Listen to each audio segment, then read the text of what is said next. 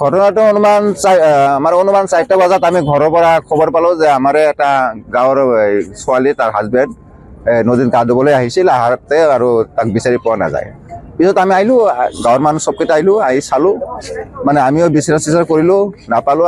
SDF-ৰ মানুহ আহিল, পুলিচ থানাৰ পৰা পুলিচে আহিল, সিহঁতেও চেষ্টা কৰিলে, আমি আজিলৈ পোৱা নাই।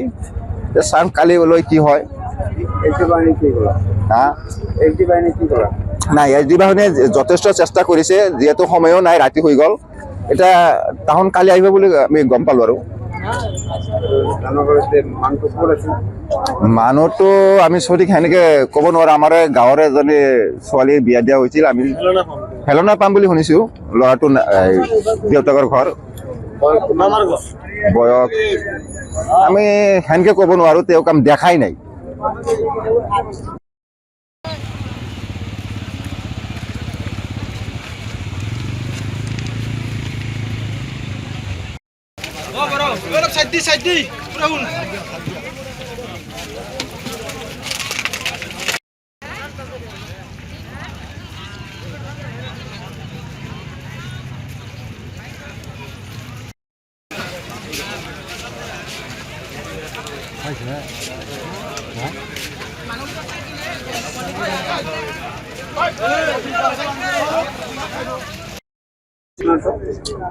ঘটনাটো আমাৰ অনুমান 4টা বজাত আমি ঘৰৰ পৰা খবৰ পালোঁ যে আমাৰ এটা গাঁৱৰ ছোৱালী তাৰ হাজবেণ্ড নদীত গা ধুবলৈ আহিছিল, আহাৰতে আৰু তাক বিচাৰি পোৱা নাযায়।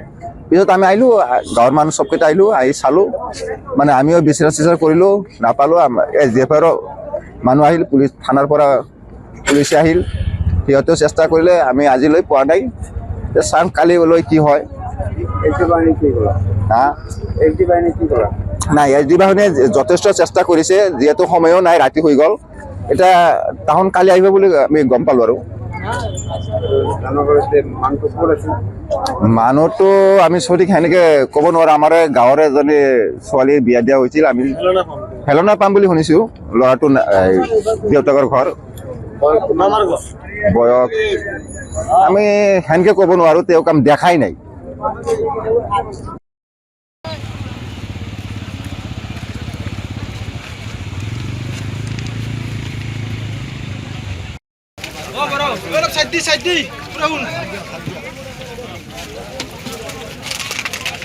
যিকোনো খবৰৰ বাবে যোগাযোগ কৰক 7099017330 লগতে 7099017110 নম্বৰত।